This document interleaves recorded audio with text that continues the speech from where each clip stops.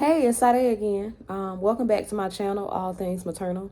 First and foremost, I want to thank you for stopping by again and watching another video with me. I really appreciate it. Thank you for you guys who have subscribed, liked, and commented on my videos. I really appreciate it. Coming to YouTube and sharing my story about how I was molested as a young girl by my mom has really helped to alleviate a bit of the shame that I do feel in conjunction with the situation. So I want to say I appreciate you guys for the nice and kind comments and receiving me and helping me to create such a safe space for people to come and be vulnerable and share their stories. Some which are similar, which I'm sorry for those of you who have also experienced molestation via your mom. I I empathize with you as somebody who has experienced it itself. I definitely put myself in your shoes, and I want to say that I am truly, truly sorry. I hate that we share this experience together, but I'm thankful that you were vulnerable with me and shared your story too. And for that, I just want to say, God bless you, and I wish you the best on your healing journey.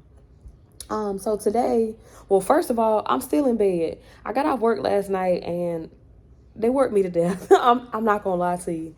So I'm trying to regroup. I'm off today, and I'm trying to regroup. But so content for this video, I want to talk about how my experience growing up with my mom um, conditioned me for further abuse into adulthood. Like, can you guys relate? Those of you who had toxic parents, did you grow up and find yourself into toxic relationships as well? Because I know I did, and I didn't even realize it. It's just something that happened. It naturally took its course. So I wrote down a couple things. I have 3 things this time I want to talk about. And I would love if you guys could leave a comment and let me know if you can relate and share your stories as well. It makes me, even though there's a lot of sadness in my experience, it makes me feel like I'm a part of something when you guys share your stories with me and I'm able to connect with it. Like, I really appreciate your vulnerability. I really do. So 3 things I wrote down that I feel conditioned me for abuse. The first thing is that she caused a lot of anxiety by constantly disturbing my peace. What I mean by that is she always had constant crisis. She had a way of making her issue everyone else's issue. And so as I grew up, I attracted a lot of narcissistic type of relationships, people who were always needy and always taking from me, and they constantly disturb my peace as well. So it's constant drama, arguing, backbiting, fight picking. It was my reality. And in other words, I just felt like I couldn't catch a break. And it was very similar to my childhood, in which I felt like I couldn't catch a break. Like, every time I got a sense of relief, my mom found something else wrong with me, or something else I needed to do, or something else I needed to do to try harder in order to please her. Like, I could never, like, it seemed to get it right. And my friendships as I got older, and even some of my sexual relationships with guys, they were like that as well. Like, I could do nothing right for them. The second thing, I would say that she stunted my self-esteem development. And in other words, before I could really develop confidence and stuff like that, she kind of like,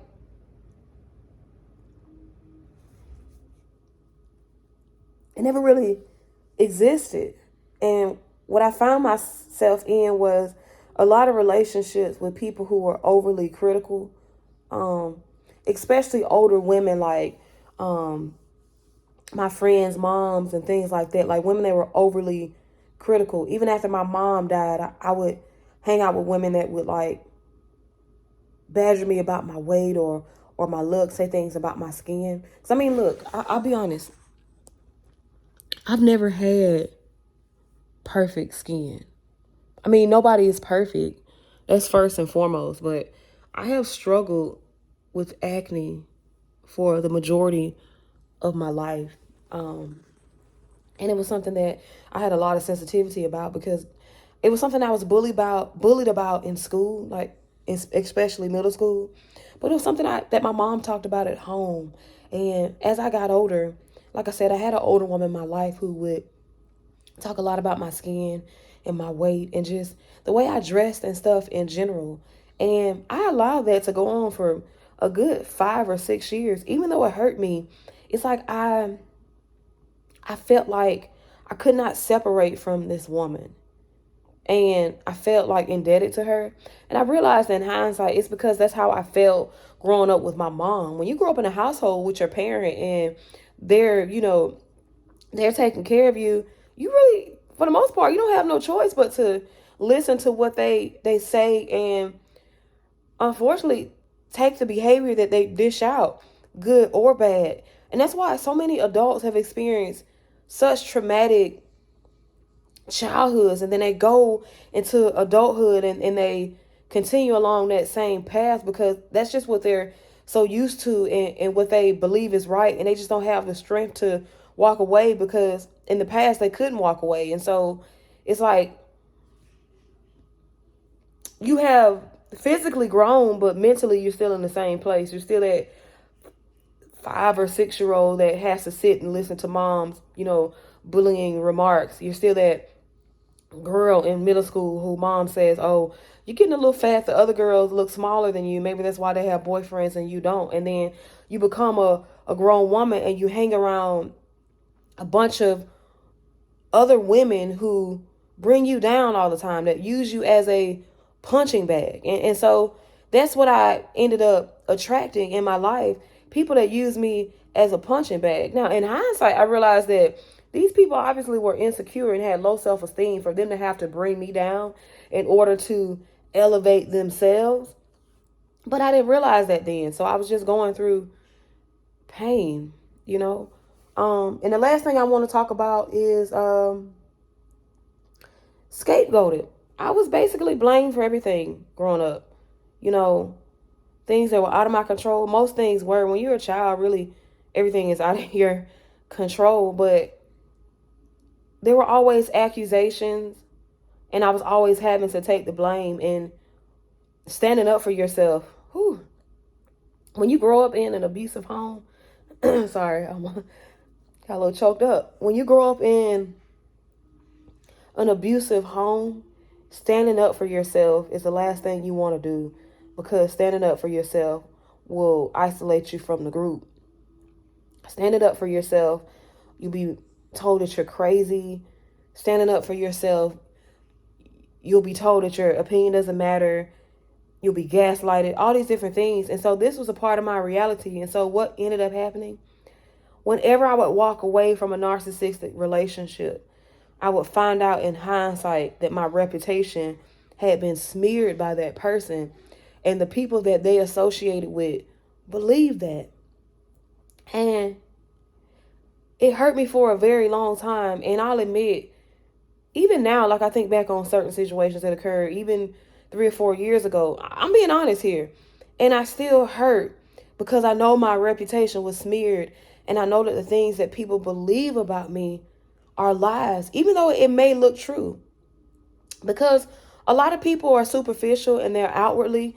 And sometimes people can provoke you into a reaction. And people will base their opinion of you based on your reaction, because that person will say, see, I told you so, when they don't even really know what happened in the background and everything.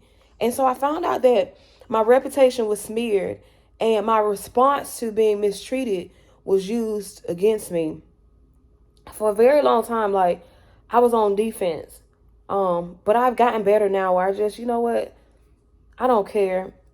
If you believe something about someone without getting to really actually know them, then I feel like you missed out on the whole point of life. The point of life is, for me at least, it's about connection. That's why, I can't stress how much I love when people are vulnerable with me in the comments, because for me, that's me connecting with you. I don't feel alone. You don't feel alone.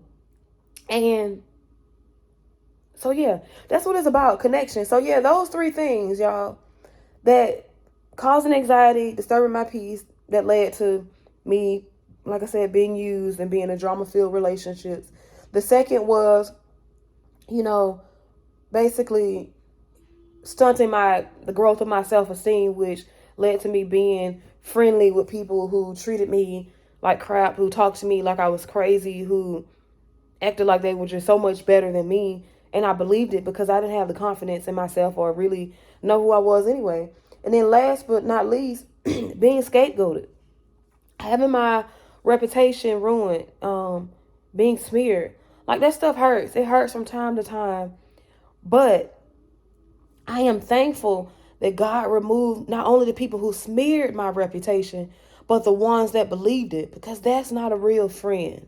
That's not a real friend. That's not somebody that I want to be a part of my life, because you're willing to believe something about me without actually getting to know me. And for me, that's superficial and shallow. Now, have I done this in the past? Yes. I'm not saying I'm perfect. I have been superficial. I have been shallow. But I have learned through my own pain that connection means the most. Connection heals. Connection heals.